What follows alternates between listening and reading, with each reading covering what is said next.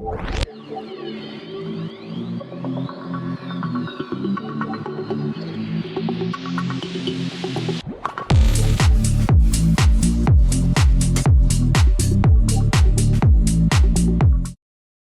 você, meu nome é Fábio Machado e estamos começando mais um podcast Referência. Convido você aí a se inscrever, curtir e ativar as notificações para ficar acompanhando esse programa que é voltado para a indústria da madeira de base florestal. E o episódio de hoje conta com o apoio da empresa Elo Forte, empresa que está no mercado florestal há 22 anos, trabalhando com os melhores produtos do mercado mundial. É líder e pioneira no Brasil em instrumentos para medição florestal e afiação automática de correntes de cabeçote florestal. Manda um abraço aí para o diretor da Elo Forte, André Wederhoff. E o convidado de hoje é José Savinski Júnior. Seja bem-vindo, José. Fábio, obrigado pelo convite, obrigado a todo o time da revista Referência. Estamos aqui à disposição e vamos conversar aí sobre a área florestal e gestão e outras coisas. Tem aí, muita né? história para contar, muita história. experiência. O Savinski, como é mais conhecido no mercado, nascido, criado e mora na cidade de Três Barras, em Santa Catarina. É engenheiro florestal pela Universidade do Contestado, em Canoinhas, formado na primeira turma. Primeira turma, 1997. Que legal. Primeira turma da universidade. É mestre em Economia e Política Florestal pela Universidade Federal do Paraná. Doutorando também em Economia e Política Florestal na Universidade Federal do Paraná.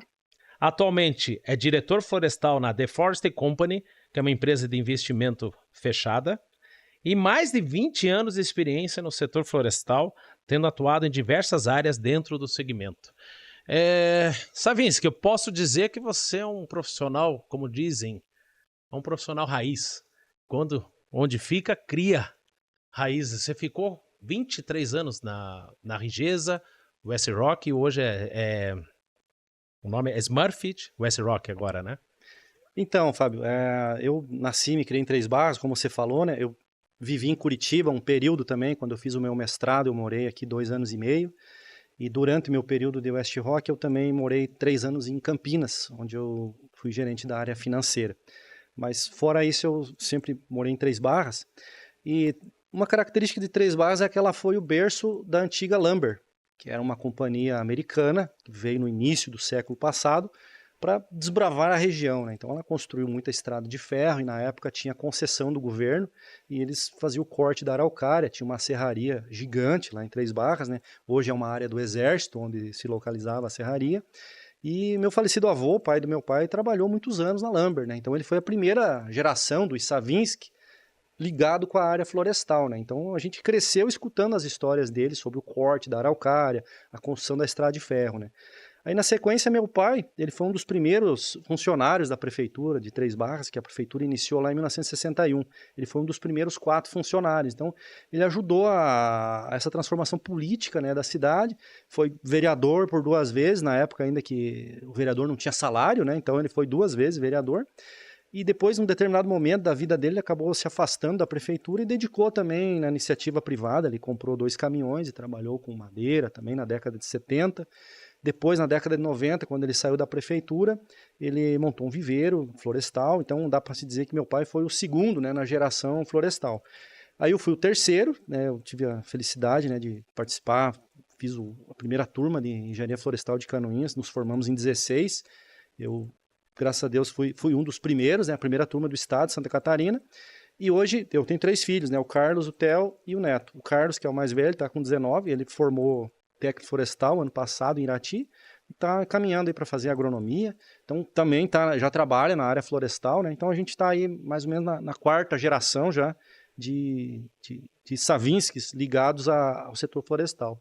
E esse Savinski ligado do setor florestal é da tua família ou você também tem tios ou tios-avós que também trabalharam no setor florestal? É mais nosso mesmo, viu? Meu pai era filho único, né? Então entendi. Os primos dele era tudo muito distante daqui, né? Então eu acredito que a gente não tinha assim muito contato também, acredito que não, é mais nosso. Agora, o teu avô deve ter contado várias histórias a respeito.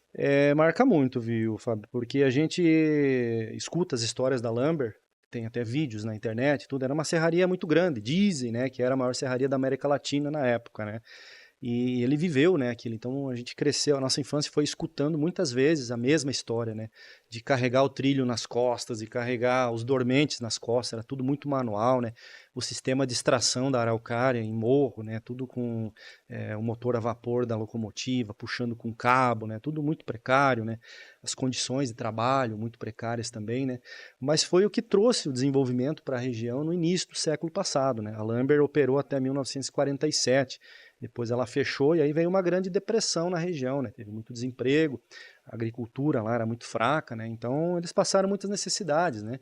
E depois veio a retomada. Na época, foi em 1956, a Rigesa então chegou na região e foi assim uma retomada econômica, né? Por conta da Rigesa na época.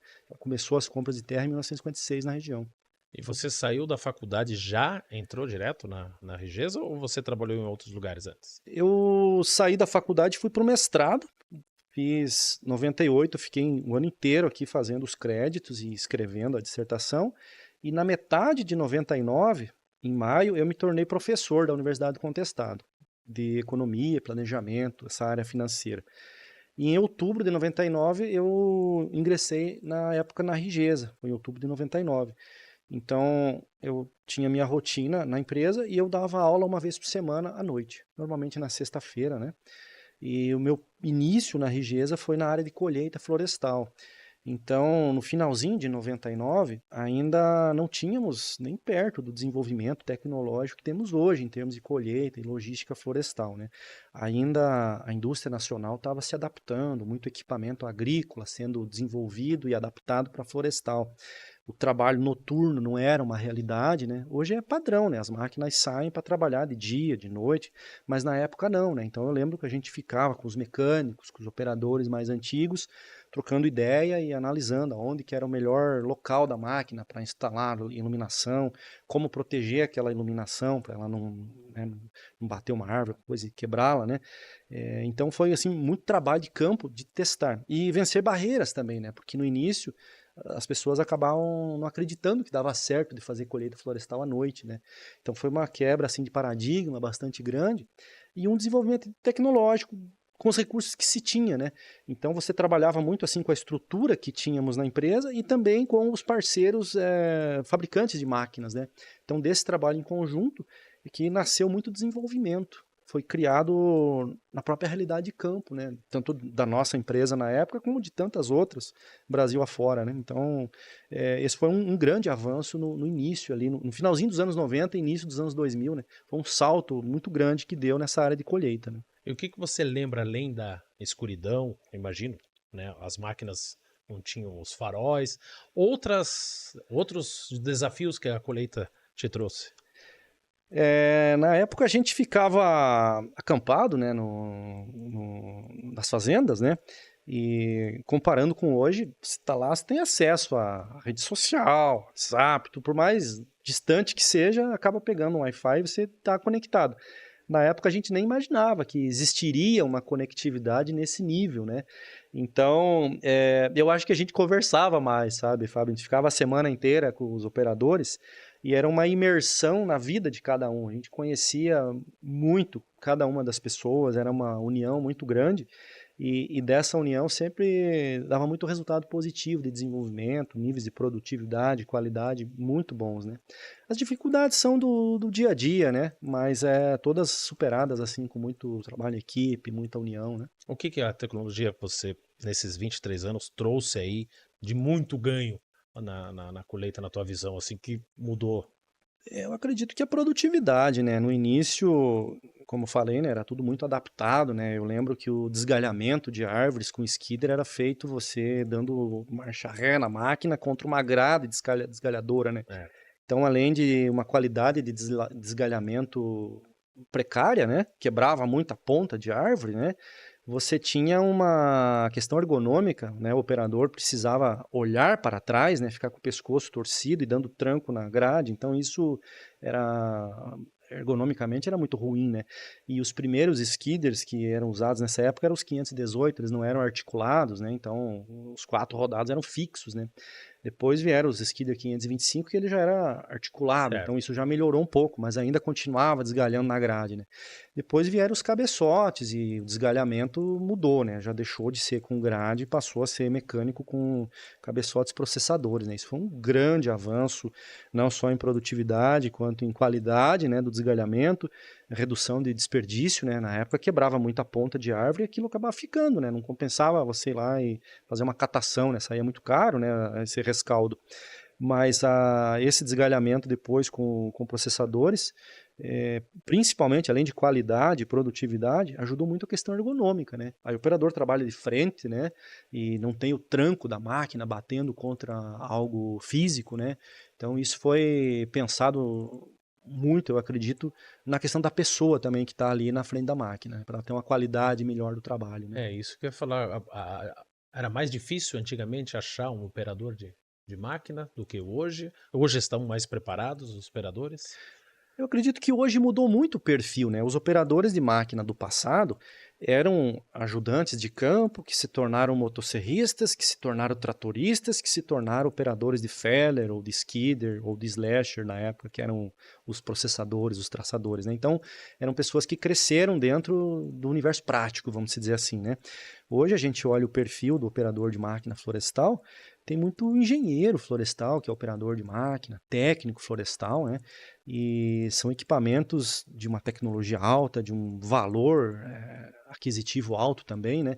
Então, são pessoas que têm que ter um preparo prático e técnico também muito completo, né? Tem que entender de tudo um pouco, né? De mecânica, de elétrica, de instrumentação, de computação, de produtividade, de qualidade. Então, eu acredito que hoje o que se demanda é um operador com uma visão 360 de todo o processo, né? Em contrapartida, eu vejo que é uma carreira assim muito promissora, né? Por exemplo, eu tenho um filho que é técnico florestal, né? Ele às vezes fala, né? Interessado aí de operar máquina, né? E se você olhar ainda fora do Brasil, nós temos amigos nossos lá de Três Barras mesmo, que acabaram se mudando para o Canadá para trabalhar como operadores florestais, porque é uma atividade que remunera muito bem. Então, vai o primeiro e aquele vai falando com os outros e eles vão indo embora, vão indo. Então, já temos vários assim amigos nossos que foram para lá. O desafio eu vejo muito, né, em palestras, em eventos, de empresários do setor florestal hoje falando que o grande desafio do setor é mão de obra e a rotatividade. Você concorda com isso? Essa parte da operação também, você sofreu com isso também, de rotatividade de funcionários, de operadores? Ou os operadores são mais... Se a gente olhar para o passado, era um pouco diferente, porque as pessoas costumavam entrar nas empresas e se aposentar nelas, né? Hoje isso mudou muito. Eu vou dar um salto no tempo e falar Tá, da não realidade fica... de agora. Vou falar da The Forest, nas operações Sim. nossas em Minas Gerais, né? Nós temos 36 mil hectares em Minas Gerais, é eucalipto, né? E 12 mil aqui no Paraná, é pinos. Aqui nós temos esses 12 mil são uma joint venture com a Klabin, a empresa chama Cerejeira. E lá em Minas é integral nosso, a gente faz carvão vegetal lá e tem também a base florestal. Vendemos madeira para o mercado e transferimos madeira para fazer carvão vegetal para a indústria siderúrgica e metalúrgica. Como que está a realidade hoje da mão de obra em Minas, a nossa situação? A gente procura fidelizar o funcionário, né? Porque ele se sinta feliz na empresa, bem remunerado, com boas condições de trabalho, bastante respeito, né? Para que ele se sinta bem. Nós entendemos que esse é o princípio número 1 para que ele fique por bastante tempo na empresa. Mas a gente sabe que a rotatividade ela é grande, né? Muitas vezes a empresa da região até pode ser de outro segmento, de repente ele está com uma demanda que necessita de mão de obra, ele acaba muitas vezes oferecendo uma remuneração maior e leva o seu funcionário, né?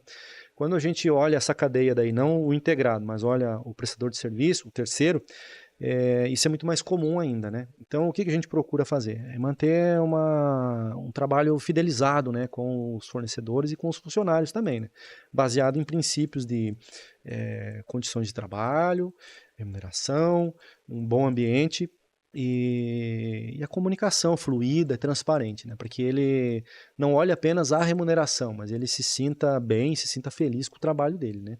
A região onde nós estamos lá em Minas é uma região carente, né? Fica ali na região de Buritizeiro, Pirapora. nós entendemos que a nossa participação lá é para ajudar a economia local, né? Somando os funcionários próprios e terceiros, são quase 400 pessoas que trabalham integrados com a gente lá, né? Então, é bem importante e a gente procura manter esse funcionário conosco, né? Depois a gente vai falar mais da The Forest Company. Voltando na época da Rigesa, você trabalhou só na colheita ou o que mais você fez? Esse é bom. A trajetória depois da colheita veio a silvicultura, né? Quer dizer, primeiro você corta, depois você planta, né? Eu lembro que na silvicultura, fiquei também uns 2, 3 anos, a gente enfrentou um desafio do pulgão. Eu gravei os nomes dos pulgões até hoje, que é o Sinara Atlântica e o Sinara Pinívoro. Então, quando o pulgão entrou aqui em Santa Catarina e no Paraná, ele atacava mudas de pinos no viveiro e mudas recém-plantadas. Então, ele praticamente cobria a muda com o pulgão. Aquela muda ficava preta praticamente, pulgão, e ele sugava a seiva e a muda morria, né? Então, na época, a gente fez um trabalho conjunto com a ACR, a APRE, a Embrapa, e tanto na época na Rigesa quanto outras empresas, um conjunto, né, para desenvolver técnicas, né, de controle. E fizemos um manejo integrado, não uma solução única, né, tratamento no viveiro com gel e produtos, né, para controle, um manejo de campo também, preservando a vegetação nas entrelinhas para que também inimigos naturais permanecessem ali, né, porque se você limpa tudo, né, o inimigo natural do pulgão também vai embora, né. Então, se tiver um pouco de vegetação ali que não atrapalhe o crescimento da muda, é positivo, porque daí esse inimigo vai lá e vai atacar o pulgão. Então, é uma combinação de várias práticas. E deu tão certo, Fábio, que eu acredito que uns 2 anos depois, ninguém mais falava do pulgão, né. Ele ainda existe, mas hoje eu diria assim que é uma questão muito controlada, pelo menos eu não vejo mais falar do pulgão assim como um problema, né? É algo que está ali, está latente, eu acho que se não der atenção ele pode voltar, assim como a vespa, né? Mas tá super bem controlado. Então esse foi um trabalho assim que marcou muito para a gente, né? A gente na época fazia-se o plantio de muda de pinos de raiz nua. É mais ou menos como mudas assim de cenoura, né? Você planta num canteiro e depois arranca e consome. A diferença do pinus é que você arranca e transplanta ele, né? E a gente desenvolve, mas isso tem um contraponto que você só planta durante um período limitado, né, do ano. Aí a gente também foi atrás de parcerias e desenvolveu também plantios com mudas embaladas, né? Na época também trouxe muitos ganhos nesse sentido, né? Então foi assim um período de muito desenvolvimento, né, em todas as áreas da silvicultura, sistemas de limpeza. A silvicultura ele ainda é vamos dizer assim, o calcanhar de Aquiles do setor florestal. É verdade. Você enxerga isso hoje atualmente também? Enxergo. Eu acho que ele é onde tudo começa, né? Se não tiver uma boa implantação, um bom material genético, uma boa preparação do solo, a pessoa que vai colocar aquela muda no solo, se ela não colocar da forma correta, né? E a gente está falando que a dificuldade da mão de obra na operação, imagina a mão de obra hoje na silvicultura, como que está? Se fala muito hoje da mecanização do plantio, Eu né? ia chegar nisso. Como que você está enxergando a mecanização na silvicultura? Eu vejo que ele tem algumas limitações, né? Para você mecanizar com equipamentos de alta tecnologia e caros, vamos dizer assim, tem que ser áreas muito grandes, né? Isso talvez seja a realidade de algumas empresas, mas acho que aqui olhando para o sul, Pinos, né? Talvez 2 ou 3 empresas tenham escala para uma mecanização. Agora, a grande Tem que ser em maioria, áreas planas também, áreas planas, grandes, né? que é Então, difícil para o nosso setor é ter essas difícil. áreas. Se a gente for pensar no pequeno produtor, então, não é a realidade para ele, né? Ele tem que plantar manual mesmo, né? E vocês lá, voltando, a gente vai ficar fazendo essa Vai e caminho, volta. vai e volta, porque você tem muita experiência de história, né? Nos 23 anos que você ficou lá na West Rock. E agora nessa nova. Você está 1 ano e pouco na Na The Forest 1 ano. 1 ano. Então você também já tem uma visão macro do que está acontecendo lá. Falando de silvicultura ainda, hoje, a dificuldade da mão de obra é forte também na região lá de Minas? Ela é forte, porque eu acredito que as pessoas, elas muitas vezes preferem trabalhar na cidade, em outras atividades, do que trabalhar no campo. Ainda tem assim aquela visão que é um trabalho pesado e tudo, né? Então, por isso que eu falei no início assim da questão da fidelização, né? Se aquele funcionário está com você, você tem que tentar manter ele, né? Porque se ele for embora, para você trazer outro é muito complicado, né? Principalmente se você trouxer alguém que não é da área florestal, né? Por exemplo, pega uma pessoa que trabalhou 3, 4 anos no comércio. Eu acho que é muito complexo para ele se adaptar com a atividade do campo, né? Eu acredito que tem que ter uma certa vocação já para isso, né? É uma situação que vem agravando aí no mercado. Eu vejo muitos Verdade. empresários falando da dificuldade de você conseguir mão de obra para fazer o plantio. E a qualidade da muda nesse período todo? Evoluiu bastante em Savisc? Evoluiu tanto tecnologicamente falando, né, quanto geneticamente, né? O desenvolvimento genético não para, né? Se você comparar com a agricultura, por exemplo, talvez a agricultura isso é muito mais rápido, né? Porque são culturas anuais, então o ganho você capta ele mais rápido, né? Mas na atividade florestal nunca parou, né? Então se a gente pegar uma janela de tempo de 1999 para hoje, 2024, foi um salto muito grande em produtividade, né? O que é ótimo, porque se você parar para analisar assim a possibilidade de você abrir novas áreas para plantio, essa possibilidade ela praticamente que não existe, né? Hoje se tem que usar áreas que já são áreas abertas, né? E aí se você entrar na competitividade de áreas abertas com a agricultura, por exemplo, é muito complicado você dizer para um proprietário rural, né, olha, vamos deixar de plantar a soja e vamos plantar aqui o pinos. É uma decisão muito difícil, né? Então, assim, essa oportunidade de você ter áreas já abertas para plantar floresta, eu vejo isso como uma grande dificuldade na nossa região, aqui Paraná, Santa Catarina, são dois estados, assim, territorialmente falando, não são tão grandes, né? E o que tem de base florestal já está muito ocupado, né? Eu acho que é difícil de a área florestal ocupar áreas da soja. Então, mas o Brasil é um país continental, né? Então ainda existe muito espaço nessa região de Tem Minas muita. para cima, né? Mas assim, você acha que no sul aqui né, ainda não temos espaços de não plantio de agricultura que pode ser plantado ainda? Eu acho que ainda existe, Fábio, mas Mas é pouco. talvez o que tinha de mais assim já foi, né? Eu não sei se existe tanta área a Entendo. mais, né? Pela dificuldade de abrir novas áreas, pela competitividade com a agricultura. Então, o ganho que o setor tem é no melhoramento genético, né? Porque numa mesma área que já está aberta, a cada ciclo ele vai produzir X% a mais de volume com materiais melhores, né? Você que trabalhou bastante tempo, como que você vê essa produtividade? Hoje você está falando muito na produção na qualidade do solo, Uhum. né? Certo. Isso já existia naquela época? Vocês trabalhavam também a qualidade do solo para ter uma maior produtividade? Sim, isso sempre foi estudado, né, o tipo de solo e o melhor material genético para aquele solo, né? Isso tudo para você ter ganhos, né, de produtividade de madeira no final. Agora, quando nós comparamos o Brasil, por exemplo, com a região da Escandinávia, Finlândia, Suécia, Noruega, aquela região toda lá. Eu estive mês passado lá na IUFRA, a gente passou um dia de campo na Stora Enso. Então, a gente quando faz a conta, assim, é até um pouco, como é que eu posso dizer? É quase que chocante, né? Porque você pega, assim, aquela região, o Pinos deles lá, eles cortam com 78 anos. O nosso aqui é com 14. Né? Se a gente for comparar com o eucalipto, é com 7. Então, você pega uma área na Suécia, na Finlândia, você vai precisar talvez uma área 10 vezes maior para dar o mesmo equivalente aqui no Brasil, por conta do ciclo, né? Então, isso é uma grande vantagem para nós, né? Hoje, com 10 milhões de hectares plantado que tem no Brasil, ele equivale, vamos dizer, a 100 milhões de hectares se fosse lá. Qual que é o segredo da Finlândia e da Suécia para um território tão pequeno, né, comparado ao Brasil, e com uma competitividade tão grande junto conosco aí no mercado? Para eles lá é nativo, né? Eles têm uma espécie de conífera e uma de folhosa que cresce junto, né? Então eles têm essa questão do manejo florestal muito forte. Eu trouxe um livro de lá que é o Inventário Florestal da Suécia. Ele foi feito a primeira vez em 1923. Então é um livro de 100 anos do inventário. Então você veja que é um país. A Suécia eu vejo como uma das mães da engenharia florestal junto com a Alemanha e a Finlândia, né? A engenharia florestal no mundo Sim. nasceu ali, né? Então eles têm uma cultura muito forte do avô plantar para o neto colher. É difícil, né? Você plantar, ter consciência que plantou, né? E depois cortar, você tem que viver 85, 90 anos para cortar aquela árvore que você plantou, né? Então lá você vive isso, né?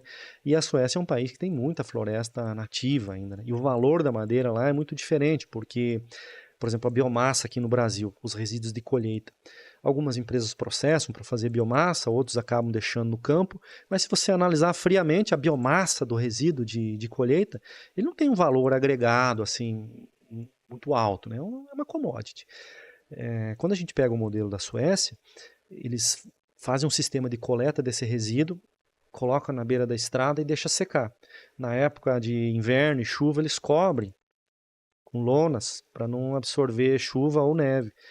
E depois que entra a temporada seca, eles trituram esse resíduo seco e ele vai para as usinas de calefação nas cidades, porque lá 90% das casas, dos hotéis, dos supermercados, de tudo é aquecido, né? E a biomassa é uma energia muito importante para eles. Então é um material muito valorizado, né? Eu acredito que no Brasil a gente tem uma oportunidade gigante para criar opções para valorizar a nossa biomassa. E uma delas eu acredito que seja o biochar. É algo que em Minas já está sendo muito estudado, nós também estamos estudando, para recompor solo, né? E também a possibilidade de você ter o crédito de carbono dele, né? Eu vou falar na frente sobre o biochar, que é um estabilizador de solo, Isso, que vem perfeito. do carvão. Ele Ou é um intermediário entre o carvão não é carvão e não é. entre o carvão e o carvão ativado. Né? Eu me expressei mal. Ele vem no trabalho, na produção do carvão. Exato. O sistema de carbonização dele é um pouquinho diferente, porque você tem que segurar a emissão de todos os gases para a atmosfera. Ele tem que ficar ali, né? Mas basicamente ele é um carvão semi-ativado. O que quer dizer isso? Ele vai gerar um produto fino, granulado, e friável, né? O que é friável? É poroso. Então, quando você coloca ele no solo, ele retém água como se fosse uma esponja e ele vai reter micro-organismos, vai reter outros nutrientes. Então, para o solo, ele é muito bom. Eu conheci um pesquisador da Etiópia, na UFRO, que eles estão trabalhando muito com o biochar para regiões de solo seco, porque ele acaba cumprindo esse papel de reter a água e ajuda na sobrevivência das mudas, porque, vamos dizer assim, uma muda de árvore é muito semelhante ao que é um bebê recém-nascido, né? Você tem que ter um cuidado muito grande naqueles primeiros dias. A partir do momento que ele passou aquela fase crítica, tem que ter cuidado sim, mas ele já vai começar a deslanchar, né? A muda é a mesma coisa, então, vamos dizer assim, o primeiro mês dela é muito crítico, né? Então o biochar pode ser uma alternativa muito boa. O mundo inteiro está pesquisando, né? No Brasil isso ainda é um pouco incipiente, porque a gente ainda tem muito aquela cultura de olhar economicamente se ele é viável, né? Então, para ele ser viável, você tem todo um custo para produzir ele, né? E ele não tem, assim, um mercado ainda bem definido, né? O que seria um mercado para ele? Pô, a gente vai produzir o biochar, mas para eu vender ele a granel, talvez não vai valer a pena. Tem que montar um sistema para empacotar ele. Aí começa a fica muito complexa a parte comercial, né? Mas enquanto empresas integradas, o que a gente imagina? De repente você processar seu próprio resíduo da biomassa e fazer o biochar e aplicar no próprio talhão, com fornos itinerantes móveis, fornos metálicos, né? Então você instala um módulo de fornos no talhão, processa aquela biomassa e já distribui. Teoricamente, a aplicação desse biochar deve reduzir algum percentual de adubo químico. Isso já tem a Universidade da Finlândia estudando isso. Em teoria, sim, mas eu já vi estudos da Embrapa para milho, que também reduz o índice de químico. Em tese, essa redução do químico deve pagar a atividade, então dá um efeito zero ali. E o ganho estaria na comercialização do crédito de carbono, né? Sem falar todo o sistema de sustentabilidade, né? De economia circular que você está promovendo, né? Um resíduo de biomassa espalhado ali na área, ele vai demorar alguns anos até incorporar no solo, né? Se você converter ele para biochar, é instantâneo, né? Ele já está ali no solo e provocando trocas, né, com as raízes das mudas, né? Ele funciona então como fertilizante. Basicamente. Não seria bem um fertilizante. Certo. Lembra a avó da gente quando tirava a cinza do fogão e colocava no quintal? Sim. Aquilo não é exatamente um adubo, mas ele melhora a condição do solo para que aquilo retenha mais água e micro-organismo para a muda crescer. Isso já é só vocês ou tem mais empresas no Brasil? Não, tem muita empresa já estudando, né? Sim. Essa é uma evolução nesse processo. Nasceu na Europa essa ideia também, né, de aproveitamento. E se a gente pensar assim, o tanto de biomassa, a gente só está falando de biomassa de florestal, mas se você analisar que tem biomassa que fica nas serrarias, que ela é queimada, né?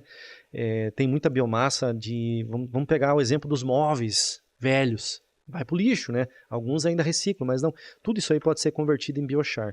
Sem falar do resíduo de agricultura, né? Ele tem uma densidade menor que a árvore, né? Vamos pegar um galho de árvore, comparar com palha de arroz, por exemplo. A palha de arroz é muito mais leve, né? Vai dar uma densidade bem menor, mas ela gera um outro tipo de biochar, mais fino, mais leve, que pode ter outras aplicações, né? Como na olericultura, por exemplo. No mercado ainda existe uma dúvida muito grande aí, qual que é o destino final do MDF. Sim. Porque o MDF você não pode transformar em energia por causa que ela traz muito produto químico. Sim.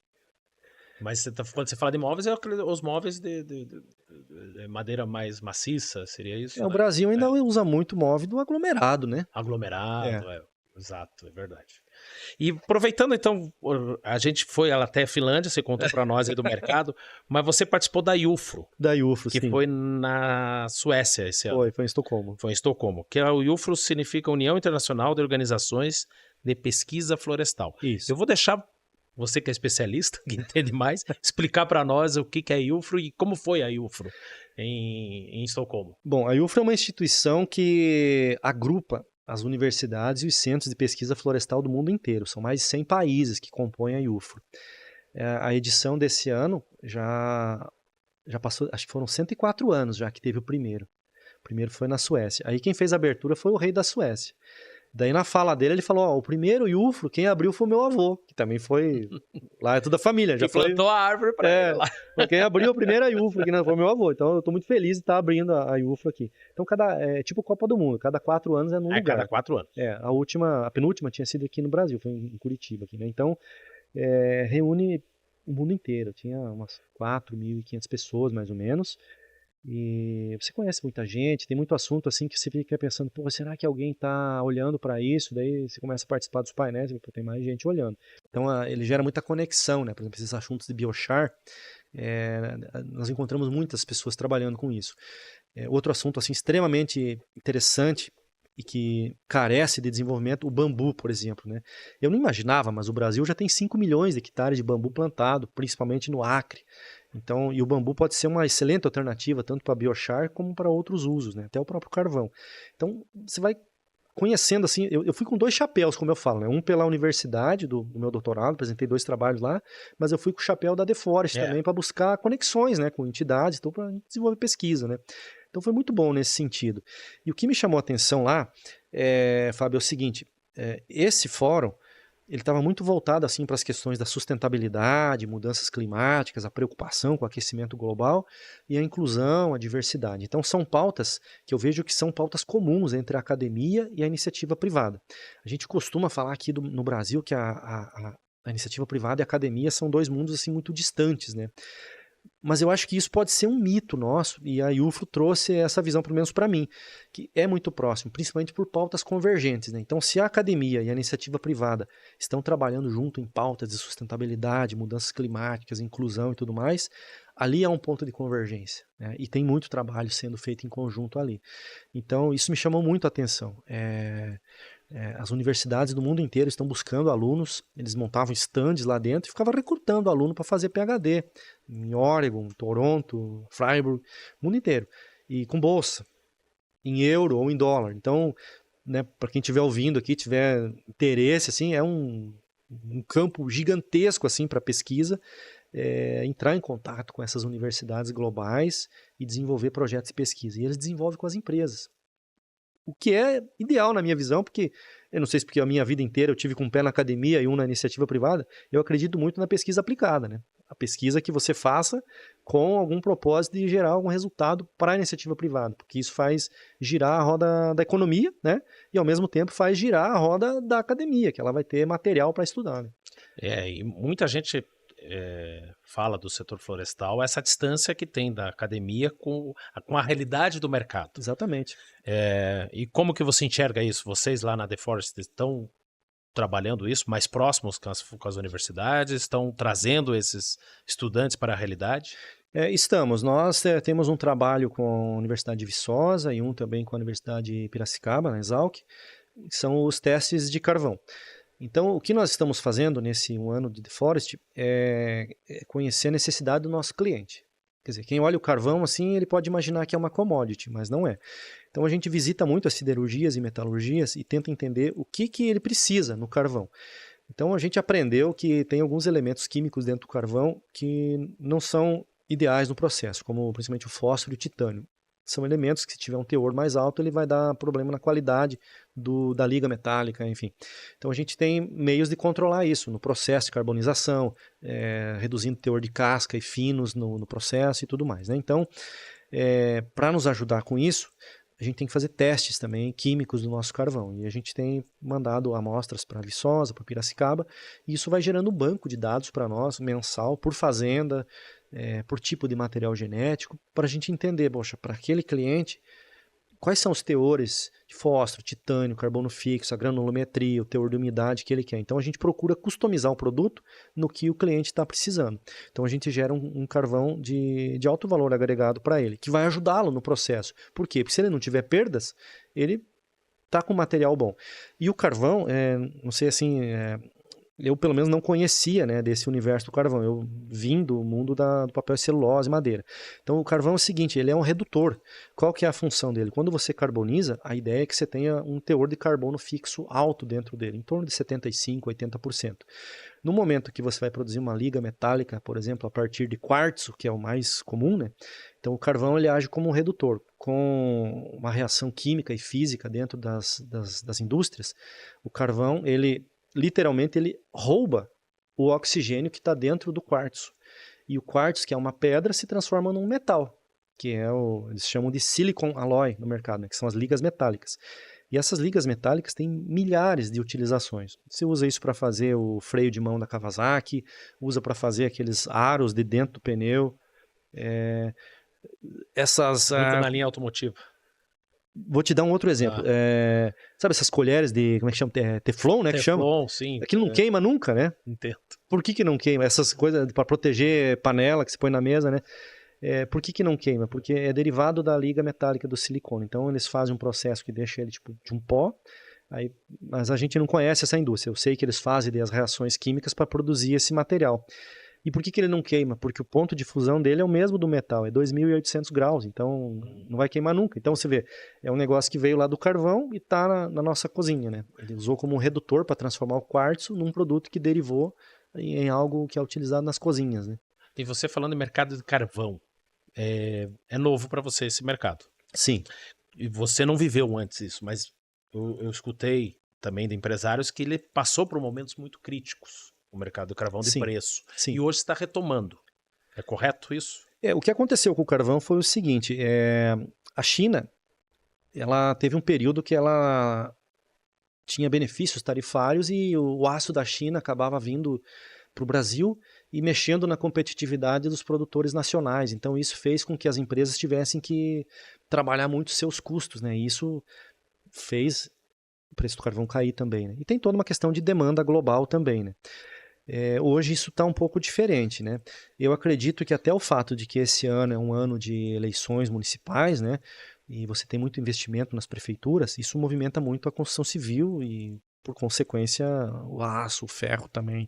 Então, é um momento agora que a gente está olhando boas oportunidades no mercado, né?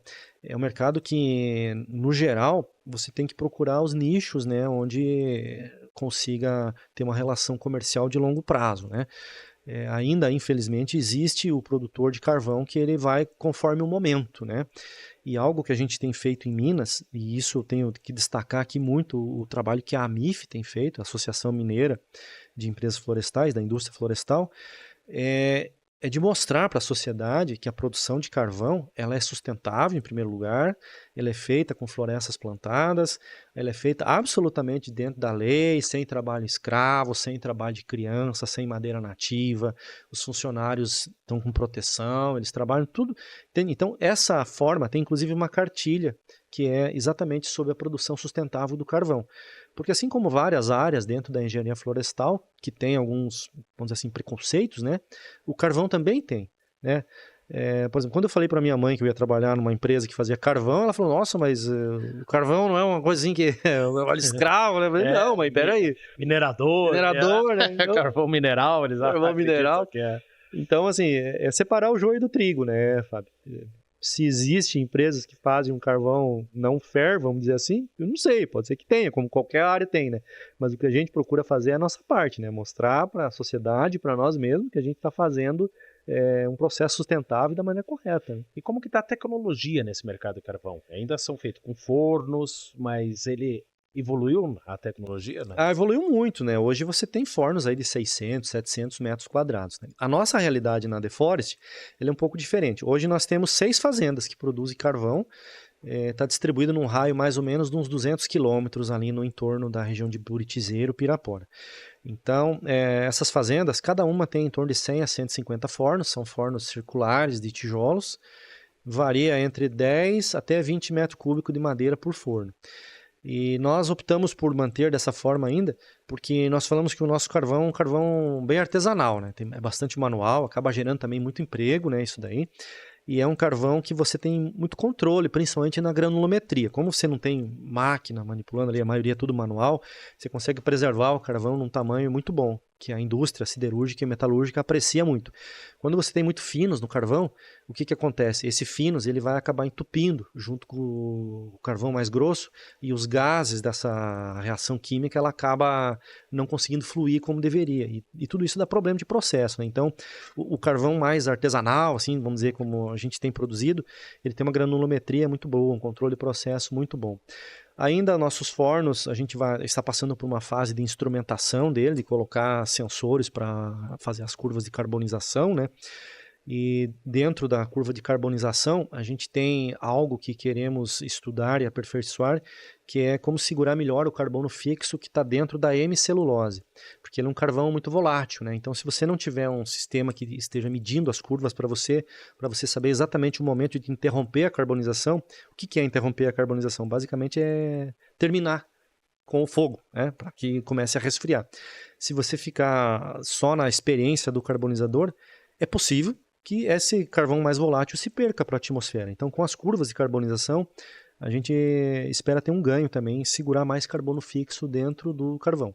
Mas isso é só com instrumentação, né? No olho ali é muito complicado, mesmo que as pessoas tenham 20, 30 anos de experiência, e talvez até estejam fazendo, e estão, né, fazendo o máximo, mas ainda é empírico, né? A gente precisa das curvas para tentar melhorar ainda mais o carbono fixo que temos, né? Nosso teor é ótimo, mas nós entendemos que ainda pode melhorar.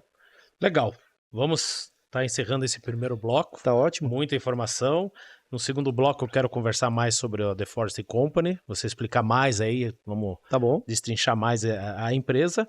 E lembrando sempre que esse episódio de hoje está patrocinado pela empresa Elo Forte, que está no mercado florestal há 22 anos, trabalhando com os melhores produtos do mercado mundial. É líder e pioneira no Brasil em instrumentos para medição florestal e afeação automática de correntes de cabeçote florestal. Daqui a pouco a gente volta.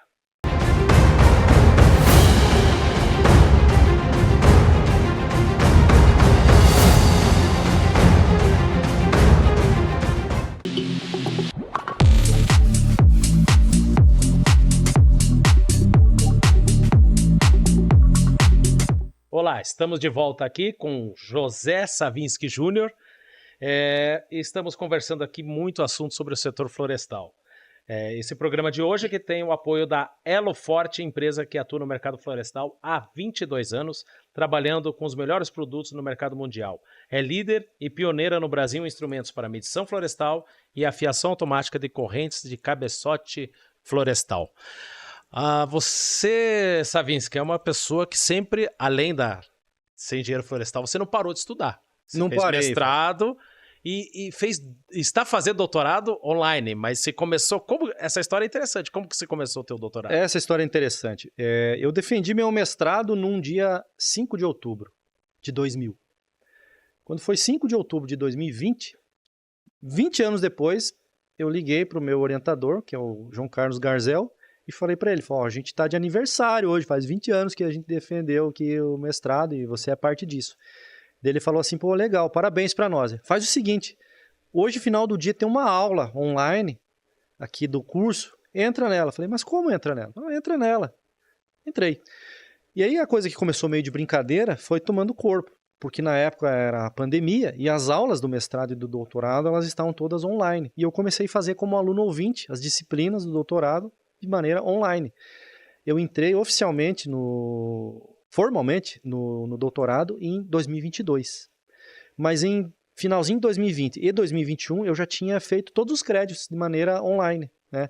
Porque fosse para eu vir presencialmente, eu não moro em Curitiba, né? Eu moro em Três Barras, então eu estou 2 horas e meia distante. Para eu estar vindo e voltando e ainda trabalhando em empresa, né? Não tem como, é um tempo assim que... Praticamente impossível. Seria inviável, né? Impossível. Mas online dá, né? Uma coisa é você despender um dia por semana, outra é você despender 2, 3 horas por semana para... Então foi o que eu fiz. Eu fiz as disciplinas todas online. Então, como diz no linguajar acadêmico, eu matei os créditos online.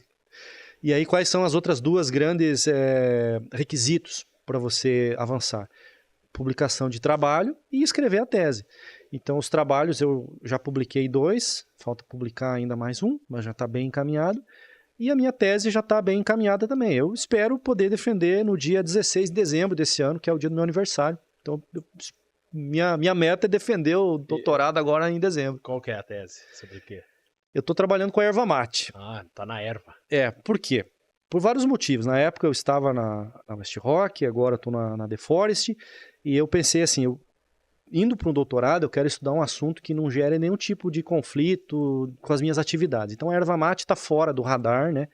E é uma forma também de eu manter o meu pai vivo comigo, né? Eu perdi ele já tem 15 anos, mas meu pai sempre foi um entusiasta da erva mate, né? A gente conversava muito, ele tinha viveiro da erva mate, os plantios, e ele sempre acreditou que a erva mate poderia gerar mais valor do que tradicionalmente o chimarrão e o tererê. E a minha tese é justamente sobre isso, a bioeconomia da erva mate. Quer dizer, eu estou estudando o mercado. Que outros tipos de produto a gente pode fazer com a erva mate? Então nós já encontramos mais de 150 marcas de 11 categorias de produtos, Brasil e mundo. Vai desde chocolate, cerveja, energético, sabonete, shampoo, creme. Você falando nisso, até deixar um abraço pro... Nós temos um cliente aqui perto na cidade de, acho que é Monte Castelo, Sim. Catarina, do Fato. Do Fato, sim, sim. Você conhece Conheço. o viveiro, muito bonito o viveiro, por sinal. E numa feira que eu fui, eles estavam servindo chopp de erva mate. Chopp de erva mate. Tem um chopp que é fabricado também em São Mateus do Sul, da Beer Hair. Que espetáculo. Muito bom. Então, uma próxima eu vou trazer o chopp aqui para revisar a referência. Sim. Então dá para fazer chopp, chocolate, o que mais? Shampoo, sabonete. O shampoo tem uma empresa aqui em Curitiba, eu encontrei no Shopping Paládio. Não sei se pode... Ah, pode. Chama Soul do Sul. O Soul tem uma dupla interpretação. Soul do verbo, né, ser, mas ele também é do inglês soul, de alma, né? Soul do Sul. Então eles têm ali os kits de creme, shampoo, condicionador, tudo à base de erva mate, né? Aí na nossa região lá em Canoinhas tem o sorvete, tem o picolé, tem a cachaça, licor, chocolate, então tem muita coisa. E no mundo inteiro. A gente encontrou produtos diferenciados praticamente em todos os continentes. Então eu tô fechando esse trabalho, né? A ideia é apresentar no final do ano e defender, para que de alguma forma incentive a cadeia produtiva do mate, principalmente o pequeno produtor, de que existe, óbvio, o mercado do chimarrão e do tererê são muito consolidados e eu acho que tem mais é que continuar e crescer. Claro. Mas que existem também outras linhas de produtos que podem ser atendidos com matéria-prima de boa qualidade, né, e bem conduzidas. E o erva mate ele anda muito próximo aí do setor florestal, principalmente no sul do Brasil. Muito, muito próximo. Quem produz floresta tem um plantio de erva. Normalmente, né, na reserva legal tem a erva mate, né? Alguns fazem até o manejo, né, da erva mate. Que bacana. Vamos falar agora da sua nova empreitada, que é diretor florestal da The Forest Company. O que é a The Forest Company? Conta para nós. A The Forest é uma TIMO, uma Timber Investment Management Organization. As TIMOs ficaram muito famosas entre os anos 2000 e 2010, vieram muitas para o Brasil. E basicamente o que é uma TIMO? Ela é um fundo de investimento privado, normalmente pessoas que têm seus investimentos fora do Brasil e querem aplicações mais seguras, que no caso é a terra e a floresta. São ativos tangíveis e muito seguros, né? Então a The Forest iniciou no Brasil entre 2007 e 2008, fez aquisições de terras em Minas, depois no Paraná. No total, nós temos aproximadamente 48 mil hectares de floresta no Brasil, total, né? Total. Plantado, de pinos e de plantado uns 21 mil de eucalipto em Minas, mais uns 4.500 de pinos aqui no Paraná. E os outros? E aí tem Colômbia também, são mais 23 mil hectares lá, pinos também, mas Colômbia não está sob a nossa mas esse 48, só para entender, no Brasil. Você falou que 21 são de eucalipto.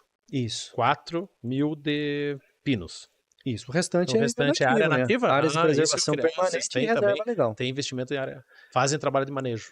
Aliás, Fábio, essa questão que você coloca aqui ela é muito importante, porque o setor de base florestal brasileiro, isso não é uma exclusividade da Deforest. O setor florestal como um todo, ele preserva muito, né?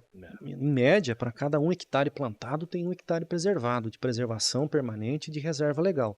Por lei, não precisaria, em tese, tudo isso, mas ela tem, né, e preserva. Nós temos um programa na Deforest que chama De Olho na Floresta. Tem o grupo dos funcionários, todos nossos no WhatsApp, todo mundo tem o seu celular. À medida que ele, no seu dia a dia, avista qualquer animal da fauna, pode ser vertebrado ou invertebrado, ele tira uma foto, faz um pequeno vídeo e posta no grupo. Isso gera um registro. E nós tivemos mais de 400 registros nesses últimos meses de fauna. Até animais de topo de cadeia, como a onça parda, tamanduá-bandeira, lobo-guará, nas nossas áreas lá em Minas. Então, quando você identifica um animal de topo de cadeia, significa que toda a base está constituída. Isso é muito bom porque é um incentivo para o funcionário, porque ele está participando também do programa de sustentabilidade da empresa ativamente, ele está ajudando a gerar conteúdo e ele está sendo valorizado por isso também. Nós tivemos o nosso primeiro evento de sustentabilidade há 2 semanas em Minas.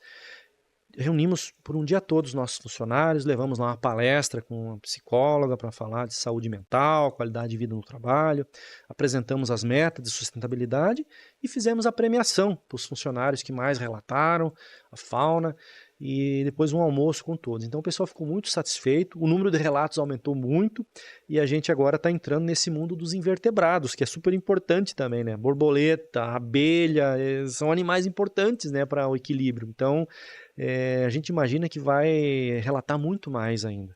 E várias empresas fazem isso, o que é muito importante, porque à medida que você evidencia a fauna que está ali, você ajuda a derrubar um outro mito, de que pinos e eucalipto não cresce nada embaixo. Não é verdade. Você tem muita diversidade. Até, eu não vou lembrar, um jornal famoso aí no Brasil, fez uma matéria muito tendenciosa falando disso, do plantio do eucalipto que prejudica, ele seca, enfim. Existe ainda esse jornalismo fora do nosso mercado que ainda ataca a nossa monocultura. Eu dei uma entrevista há uns 40 dias, mais ou menos, numa das rádios lá em Canoinhas, e aí um ouvinte fez justamente essa pergunta do eucalipto, né? Ah, mas o eucalipto seca a água, né? Quer dizer, eu não sou especialista, assim, nessa área, mas de tudo que eu vi até hoje, não seca, porque o eucalipto é uma planta como qualquer outra, né? Exato. Ela vai precisar da água para viver, mas se ela secar a água, ela vai guardar onde essa água? Né? Ela vai soltar de novo, né, para a atmosfera, né? Senão ela seria uma árvore gigantesca, né? Mas ela está ali daquele tamanho.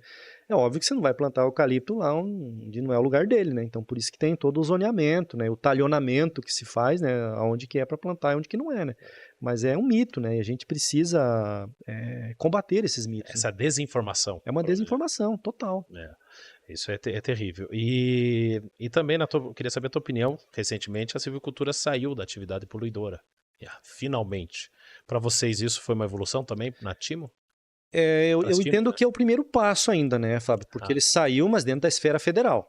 Okay. Aí os estados também precisam replicar esse movimento. Aí você tem uma miscelânea no Brasil. Você tem estados com políticas florestais mais avançadas e outros que ainda precisam avançar, né? Então, para dar uma segurança completa, precisa. No que isso de imediato fez, né? Fez com que algumas taxas do IBAMA já não fossem mais necessárias, porque como ele saiu da lista, então algumas taxas já não... Mas ainda tem toda a questão dos estados, né? Mas é um avanço muito grande, porque a atividade, né, de plantio de floresta, como eucalipto, pinos e outras, e que são plantadas, colhidas e plantadas de novo, se assemelha muito mais num cultivo agrícola do que de uma floresta nativa, né? Ele é uma árvore, sem dúvida, mas ele não é uma árvore para fins nativos de conservação, ele é uma árvore que está usada para sistema produtivo, Sim. Justamente para preservar que não se tenha que entrar nas nativas, né? Imagine se não tivesse pinos e eucalipto no Brasil. A gente ia fazer papel, móveis, carvão, do quê? Imagina, de embuia, né? Então. Não dá. É triste. Mas foi um Ainda grande bem avanço, que né? é um avanço. Um esforço conjunto de muita gente, muitas empresas, as associações.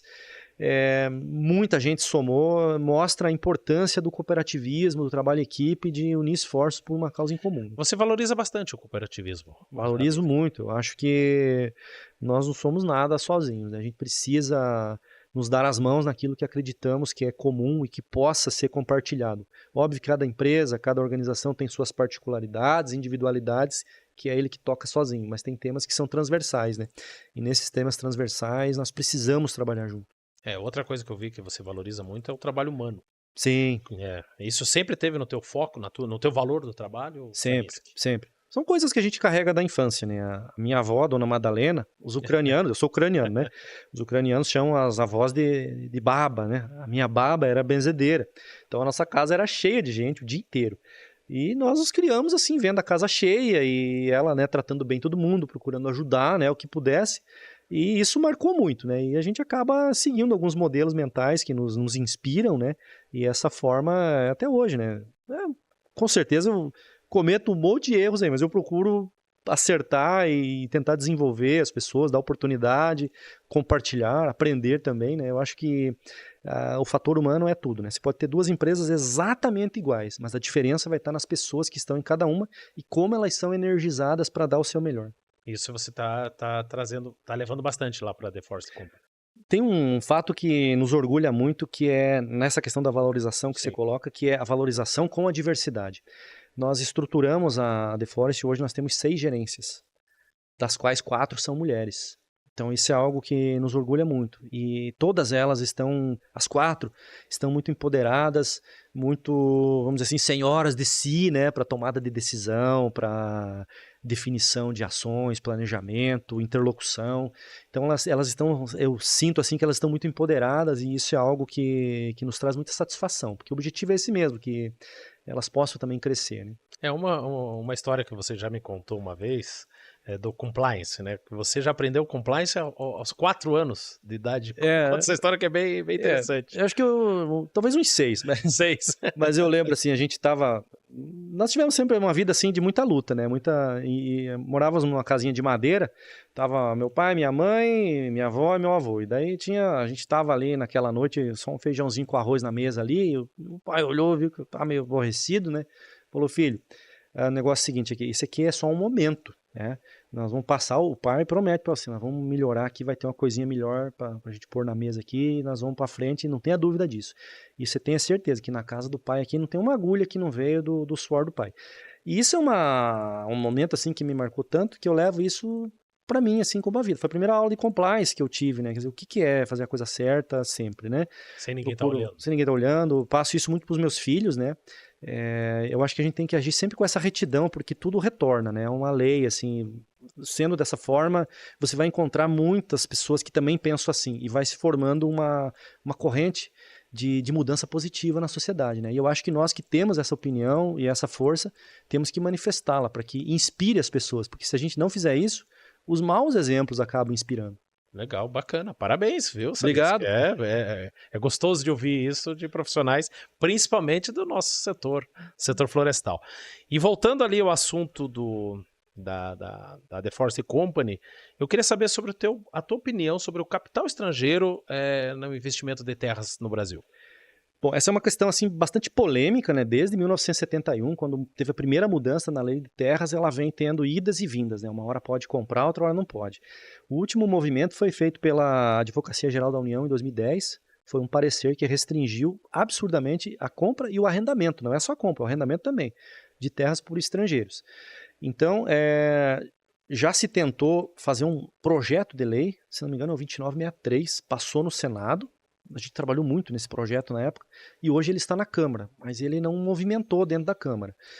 Algumas outras alternativas que existem, talvez seja uma própria mudança de posicionamento da AGU ou algum movimento no Executivo, Casa Civil, alguma coisa assim.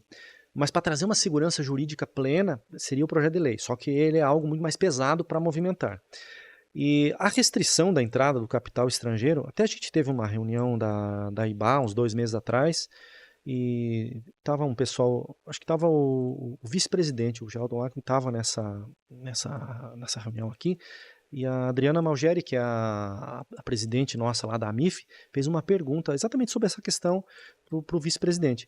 E a resposta dele foi uma resposta, eu achei assim bem plausível, de que o capital estrangeiro, ele precisa ter, ele não pode ser proibido, ele tem que ter as regulações, né? Não pode se pensar em perda da soberania nacional, e não é isso que está se fazendo, né? Mas ele precisa ter mais flexibilidade, né? Eu acho que tem que preservar a indústria nacional, sem dúvida nenhuma, mas precisa haver uma melhor condição para as empresas estrangeiras investirem aqui também, porque isso vai gerar mais emprego, mais renda, né?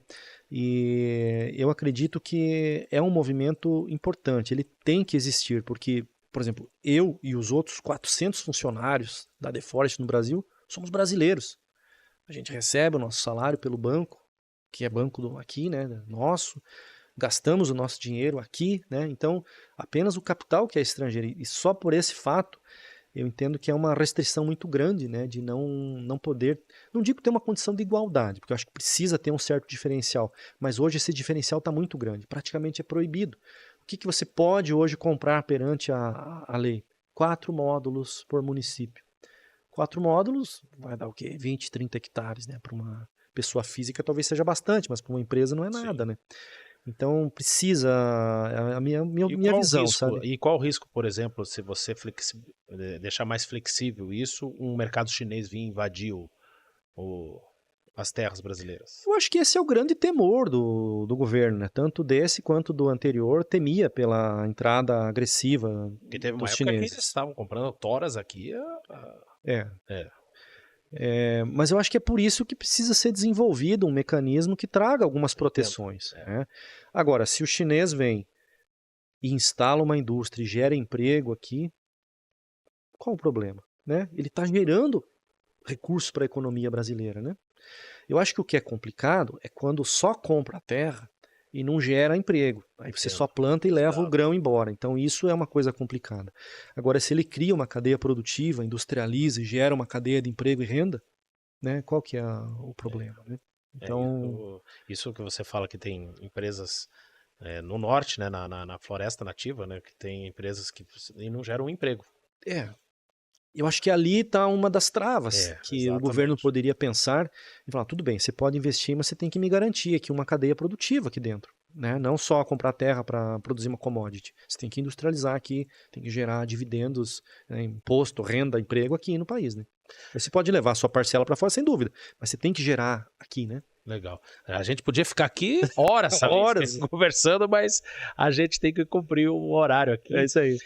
A revista Referência, que é o podcast Referência, tem um quadro especial que a gente vai passar aqui para você, que se chama Isso é Referência para Você? A gente passa algumas imagens e você vai explicando aí a sua opinião sobre ela. Ah, tá ótimo. Vamos lá, Juliano Barba. Esse pai. É a inspiração, né? Seu José Savinski. É a base, né, de tudo. É a base. Eu soube que as entrevistas que eu recebi, você teve muita inspiração no teu pai. Demais, demais. Temos o mesmo nome, meu filho mais novo, José Savinski Neto, preservo. Ele é exemplo de retidão, trabalho, caráter. E foi através dele ou do teu avô que você entrou na engenharia florestal? Dos dois, né? Do meu avô, infelizmente, não tenho foto, que ele faleceu em 92. Mas você conviveu com ele? Convivi até os 18 anos. Não tinha foto?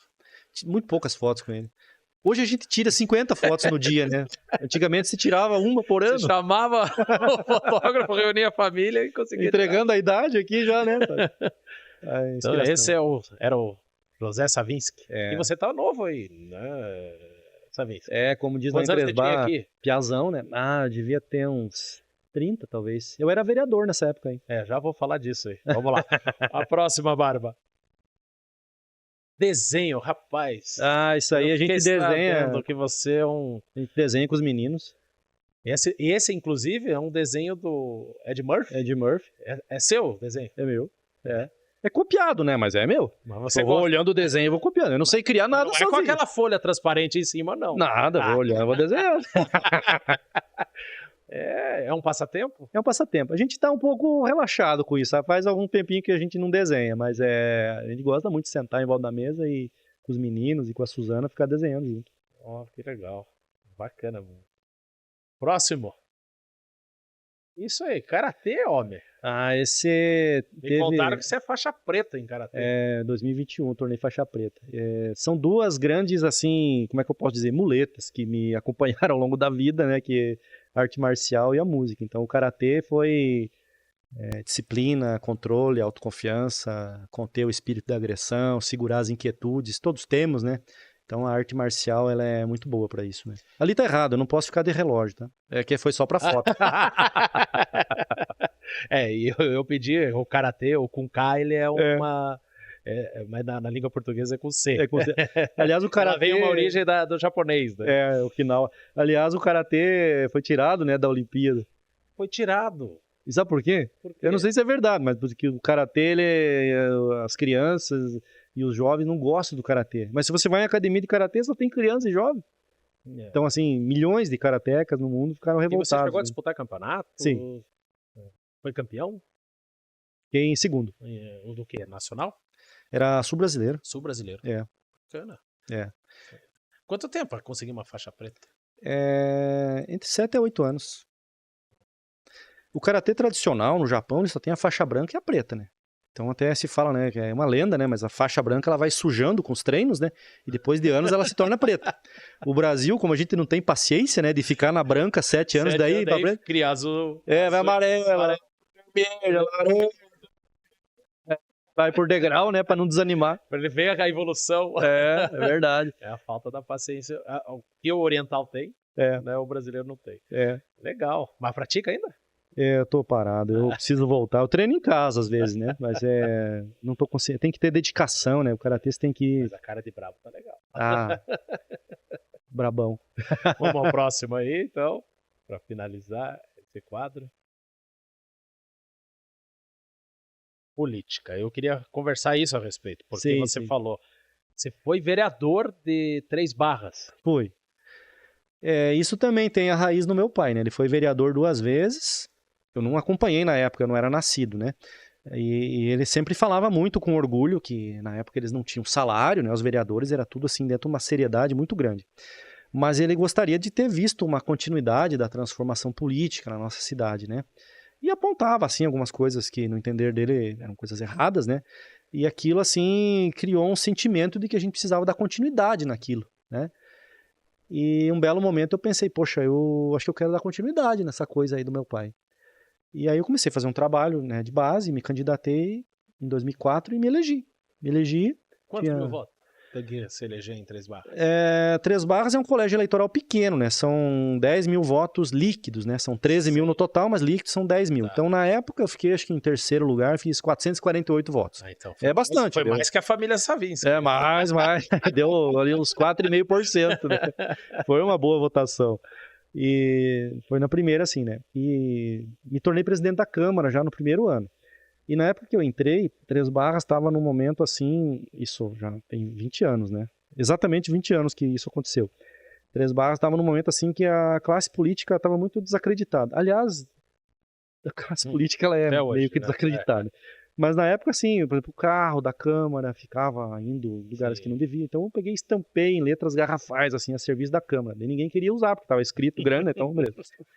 Aí eu criei o site da Câmara em 2005, então a internet estava engatinhando ainda na época, né? Então, se você olhava lá, tinha 3 acessos no mês. Mas não importa, a ideia era construir um primeiro pilar, né?